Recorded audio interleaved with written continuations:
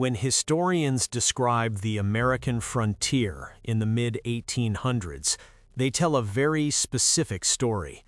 It is a story of westward expansion, of agricultural prosperity, and of a virgin land waiting to be tamed. We are told that before the settlers arrived, they were only scattered tribes in temporary camps. But what if I told you that the pioneers didn't just build a new world, they built it on top of an old one? Throughout the 19th century, a different story was unfolding in the margins of local newspapers. It didn't happen in the history books, it happened underground. From Tennessee to Iowa, ordinary laborers digging wells and cellars struck objects that shouldn't have been there. They found arched vaults made of indestructible mortar. They found burial depths that defied geological explanation. And they found the bones. Not the bones of animals, not the bones of ordinary men, but skeletons measuring 8, 10, and even 18 feet in length. Today, we are going to look at two specific cases, one in Tennessee in 1845 and one in Iowa in 1856. We are going to track the physical evidence that was seen by hundreds of witnesses, and we are going to ask the question that the Smithsonian Institution refuses to answer. Where did the bones go? Welcome to the investigation. Let's start in White County, Tennessee, in the year 1845. The setting is the farm of a man named William Shumate. It began as a purely utilitarian project. His workers were ordered to dig a well. Now, a typical well in this region might go down 20 or 30 feet, but Shumate's team kept digging. They went down past the soil, past the clay, until they hit a depth of 50 feet. That is 5 stories underground.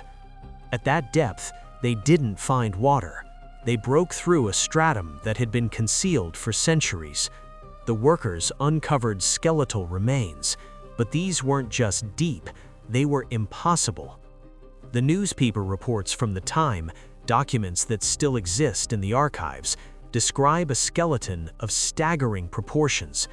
The accounts claim the remains measured between 18 and 20 feet in length. Let that sink in. We aren't talking about a basketball player. We aren't talking about a medical anomaly like giantism, which usually comes with skeletal deformities. We're talking about a structure 3 times the height of a modern man. The details recorded were disturbing. The skull was so enormous that witnesses described being able to fit it over a man's head like a helmet. The rib bones were thick enough to be mistaken for fence posts. Estimates suggested the living being would have weighed over 1,500 pounds. And here's the crucial detail. This wasn't a rumor. The skeleton was excavated. It was hauled up from that 50-foot depth. It was displayed in a theater where citizens paid admission to see the Tennessee giant. Hundreds of people saw this. It was a public spectacle. It was physically there. Yet, if you ask a modern archaeologist about the Tennessee giant, they will tell you it was a hoax or a mastodon bone. But mastodon bones don't have human skulls that fit over your head like a helmet. Mastodons don't have femurs and radii that maintain human proportions. The witnesses in 1845 knew what human anatomy looked like. They knew what they were seeing. So where is it? A specimen that challenged the entire history of the human race was displayed for weeks, and then silence. No museum has it. The Smithsonian doesn't list it. It simply vanished. 11 years later, it happened again, this time in Iowa. Workmen were excavating a cellar for Governor Grimes on the corner of Main and Valley Streets. This discovery is perhaps even more significant than the Tennessee giant because it wasn't just about bones, it was about architecture. Beneath the prairie soil, where no permanent settlement was supposed to exist, the workers struck something solid. They uncovered an arched vault, approximately 10 feet square. Listen to the construction details recorded in the 1856 newspaper account. The walls were 14 inches thick. They were laid up with cement or mortar that the workmen described as indestructible. Indestructible mortar in 1856 Iowa. This suggests a knowledge of chemistry and material science that the local pioneer population simply did not possess. You don't build a 14-inch thick fortress vault for a simple burial unless you were protecting something immense. And they were. Inside that engineered chamber, they found 8 human skeletons. These weren't 18-footers like in Tennessee, but they were still massive. They measured between 8 and 10 feet in length. The report states they were in a good state of preservation. This wasn't a random pile of bones. This was a formal burial of a distinct population, arranged with care, protected by advanced engineering that had withstood the centuries. Think about the implications. We are taught that the pre-European history of this region involved nomadic tribes and temporary settlements, yet here we have evidence of permanent, arched architecture and a race of 8 to 10-foot beings living and dying together. This wasn't a medical anomaly. You don't find 8 genetic freaks buried in the same family vault. You find a population. And just like in Tennessee, the story vanishes. No scientific expedition came to study the vault. The governor's building went up, the vault was presumably filled in or destroyed, and the bones disappeared into private collections, never to be seen again. This brings us to the uncomfortable question: why? Why do these stories appear in the 1800s and then disappear? Throughout the late 19th century, as these discoveries peaked, a pattern emerged. Local newspapers would report a find, then the remains would be sent to Washington or collected by agents of the Smithsonian Institution. But once they entered that institution, they entered a black hole. The Smithsonian and other major institutions had a clear narrative to protect. The official story was that Native Americans arrived relatively recently and developed in isolation. Any discovery that suggested a different population, a larger, more advanced civilization capable of metallurgy and monumental construction, was a problem. It wasn't necessarily a violent conspiracy. It was something more bureaucratic, which is almost scarier.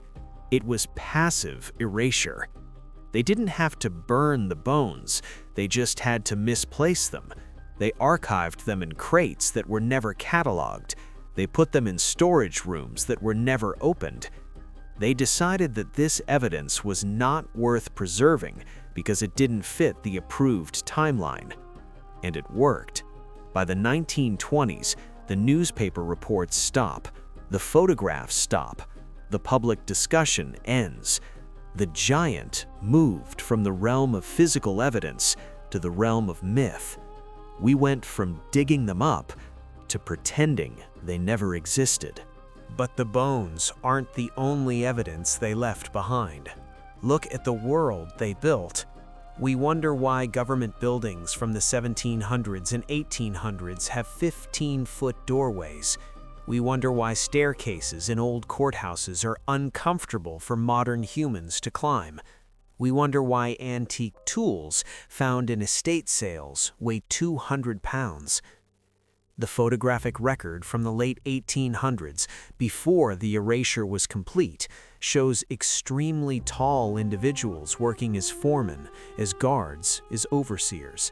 These weren't monsters. They were the administrators.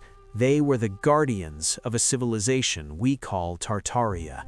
They were the ones physically capable of operating the massive machinery and constructing the impossible stone architectures we see in our oldest cities. The 18-foot giant in Tennessee, the 10-foot family in the Iowa vault, they weren't anomalies. They were the remnants of the population that was here before the reset. before the mud flood covered their ground floors, before we inherited the ruins. The workmen in Iowa in 1856 had a choice. They could have stopped.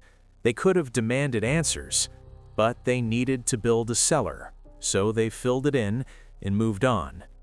We have done the same thing. We have buried the evidence under the floorboards of our modern history. We accept the comfortable lie that we are the peak of civilization. But the 50-foot shaft in Tennessee is still there, somewhere. The indestructible mortar in Iowa is still there, beneath the streets. The Smithsonian's vaults are still full of crates that have no labels. The giants didn't vanish into thin air. They were erased. And the question isn't whether they existed. The evidence proves they did.